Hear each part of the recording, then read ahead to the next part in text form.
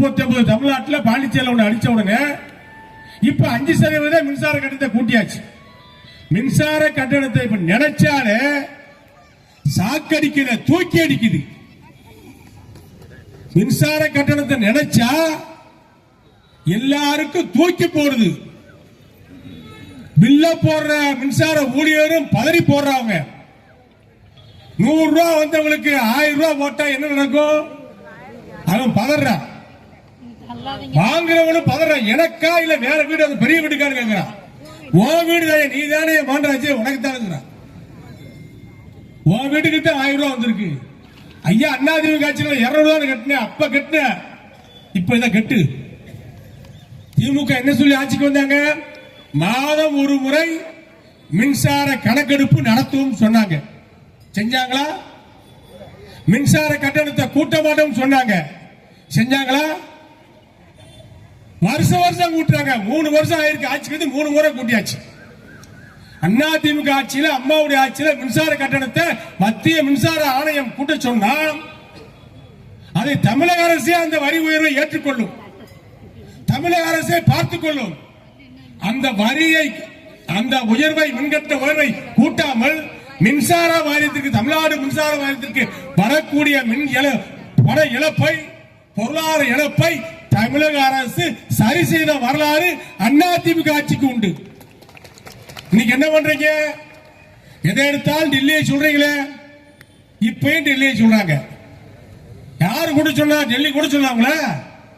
நீங்க தேவைப்பட்டா கூட்டுறீங்க, பஸ் கட்டணத்தை கூட்டுறீங்க, ரேஷன் கடையில அரிசி இல்ல, தாளிக்க எண்ணெய் இல்ல, பருப்பு குழம்பு வைக்க பருப்பு இல்ல, ஏப்ரல் மாதத்துக்கு துவரம் பருப்பு இல்ல, பாமாயில் இல்ல, ரேஷன் கடையில பொருளே இல்ல, குடுக்குற அரிசி, ஓட்ட அரிசி, புழுத்த அரிசி, சோறு சாப்பிட முடியாது.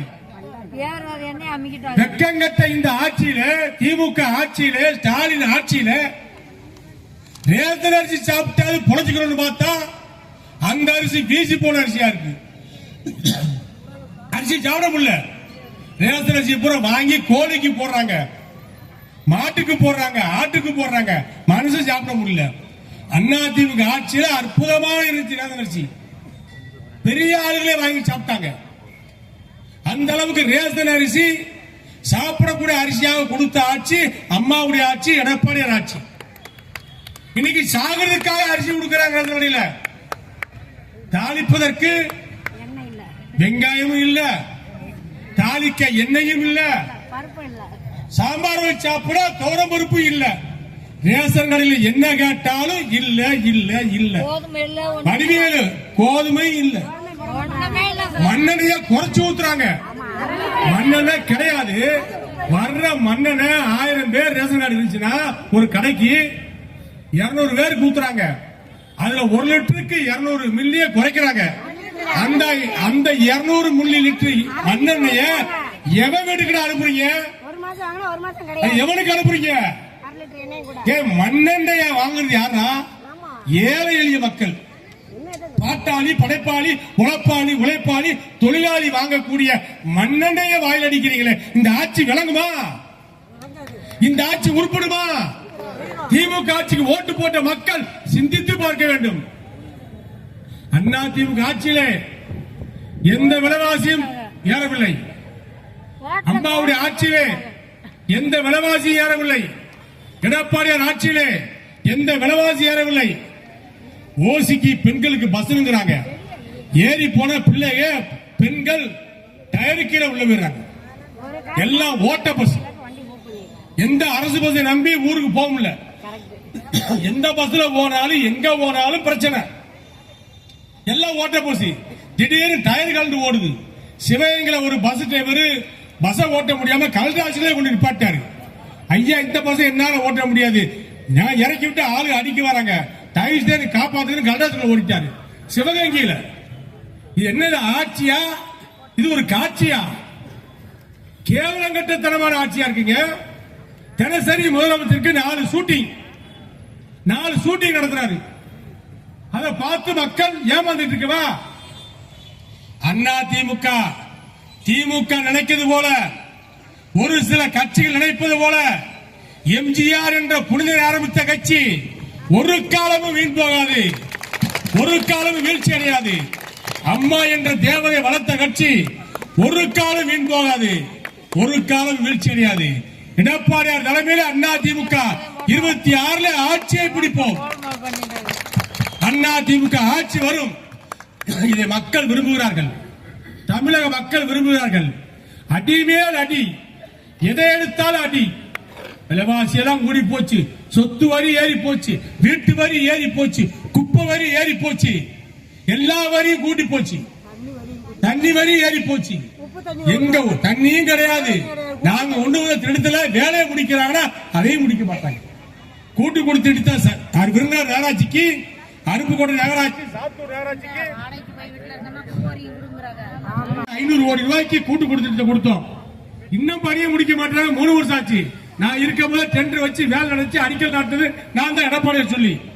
அதே போல ராஜபால் நகரத்துக்கு 450 கோடி, சிலுத்தூர் நகராட்சிக்கு இப்படி கூட்டு திட்டங்கள், ரயில்வே பாலங்கள், இந்த பாலம், ராமூர்த்தி ரோடு பாலம், திருத்தங்கல் பாலம், சிவாஜி சாச்சாவரம் பாலம், இருக்கங்குடி பாலம், ஆலங்குளம் ராஜபாளையம் பாலம் எல்லாத்துக்கும் அடிக்கல் நாட்டது நாங்க, பணம் ஒதுக்குறது நாங்க, அரசாங்கம் போட்டது அதிமுக ஆட்சி, எடப்பாடி ஆட்சி.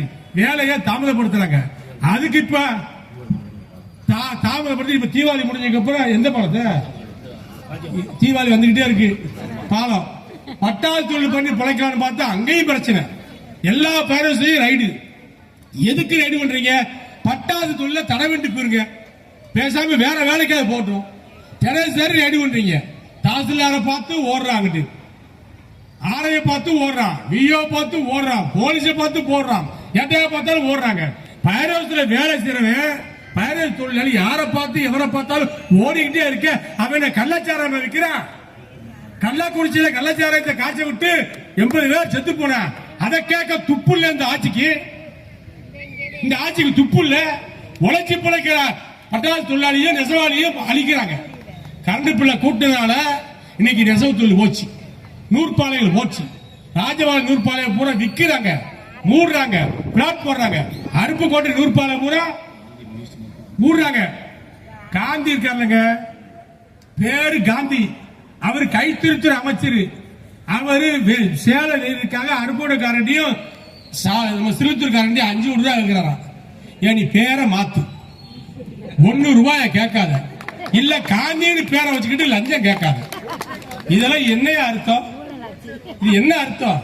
காந்தி பேரை வச்சுக்கிட்டு ஒரு அமைச்சர் வச்சுக்கிட்டு எங்க இங்க இருக்க கூட்டு சங்க தலைவர் எங்க சொல்றாங்க, நாங்க எங்கேயா போக 5 கோடி கேட்டா, இல்லன்னா சேலைய கைத்தறியில வாங்க நெய்யறதே கிடையாது. எங்கேயாவது ஒரு விஷயத்தல பெங்களூர்ல நெஞ்சு அதை கணக்கு காட்டுறாங்க.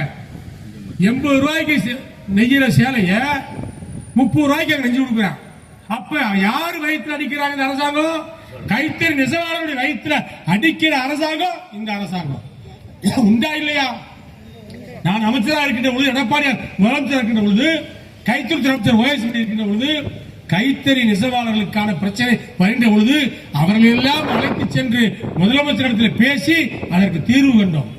இதற்காகத்தான் புரட்சித்தலைவர் எம்ஜிஆர் விலையில்லாத சேலை, இலவச சேலை தைப்பொங்கலுக்கு வழங்க சொல்லி உத்தரவிட்டார்.